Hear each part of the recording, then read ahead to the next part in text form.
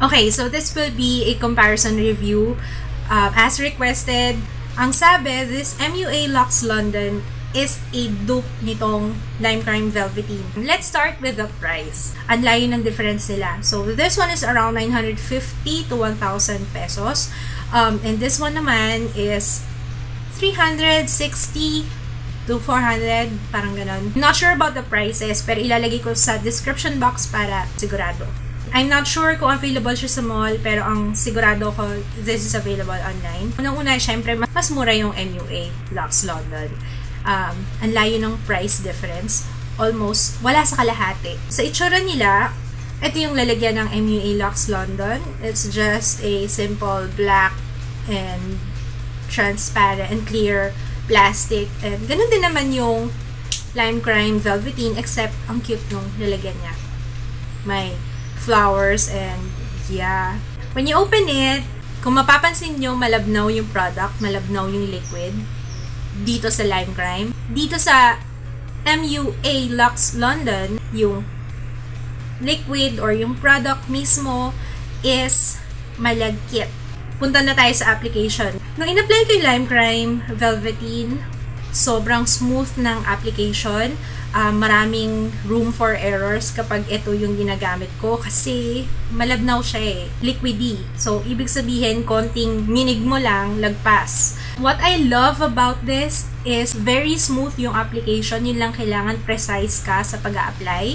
Hindi ko siya ginamitan ng lip liner or anything. Talagang diretso as is. Ito na. Siguro makakatulong if you use a lip liner or concealer muna sa lips before you apply. Hindi mo rin siya pwedeng ibalik ulit para mag-apply ulit kasi nabubura yung first layer na in-apply mo. It dries up easily and yeah, madali naman siyang i-apply para sa akin. You just have to be precise. Wala nang pagdadalawang isip kasi mahirap nang bumalik ulit. Sa MUA Luxe London naman, madali siyang i-apply kasi it's sticky. Alam mo yun, it's easier to work with kasi parang may resistance eh kapag ina-apply mo siya. Yun nga lang, it's really sticky. Nakaka-irita. Ina-apply ko pa lang siya, parang nadi-disappoint na ako kasi parang nagbububo siya kagad. Yung texture, yung consistency niya, hindi ko talaga type. It's super sticky. Para kang nag-a-apply ng glue. On application pa lang, mapapansin mo na hindi ganun kaganda yung kanyang finish. Yung feeling naman, etong sa Lime Crime, suot ko siya ngayon and it feels dry sa lips, pero magaan. Hindi siya yung kagaya ng MUA na it feels dry at the same time, parang siyang nagsishrink sa lips mo. I have a good analogy. So, yung Lime Crime, para siyang tissue. Yung MUA, para kang naglagay ng sticker sa lips. Definitely, sa feeling, Lime Crime pa rin. Sa longevity nilang dalawa, mas matagal, definitely, ang Lime Crime Velveteen. Kung mapapansin niyo yung sa loob ng lips ko, kasi nga, syempre, kumain ako, umiinom, nabura na yung sa loob. Mas malala yung bura ng MUA. Para talaga siyang sticker na kapag nabasa na yung sticker, di ba, parang nagpipira-piraso siya. Parang nag-crack-crack na siya. Although, ganun din naman yung itsura sa Lime Crime, pero mas malala yung itsura dun sa MUA. Sa pagtanggal naman, pag tissue lang ginamit, mahirap pareho sila. Mahirap silang tanggalin. Gamit kayo ng wet tissue or pwedeng wet cloth.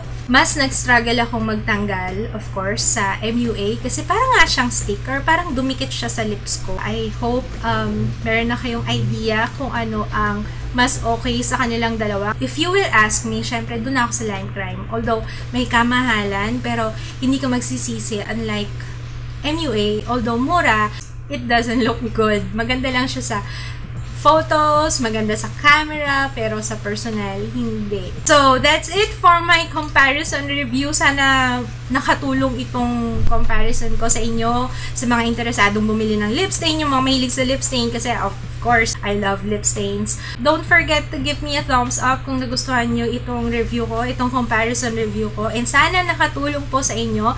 If you have tried them, pwede kayong mag-share ng experiences nyo sa comment section below para makatulong din sa iba. So, yun lang. Thanks for watching. See you again on my next video. Bye! Pag-inupin mo yung ice cream. Gusto ko lang tingnan. Ano? Ito na lang gagamitin ko. Okay?